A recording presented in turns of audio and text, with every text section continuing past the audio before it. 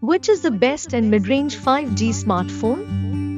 5G is a network standard that offers ultra-fast connectivity once reserved for a flagship smartphone. In Realme, we have introduced an excellent mid-range device that offers much more than just a 5G smartphone. The Realme 10 Pro Plus 5G stands out as the first smartphone to feature an elegantly curved display that opens up new possibilities for the mid-range segment.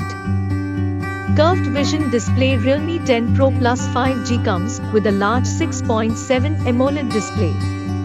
The display has incredible color reproduction and can create 1.07 billion colors at will. A contrast ratio of 5 million to 1 offers the deepest blacks and sharpest whites. 2160Hz PWM dimming offers a flicker-free experience. The 61-degree screen curvature has been tried and tested to be the perfect sweet spot that offers a wide feel and display. Under the hood, it runs on a MediaTek Dimensity 1080 processor.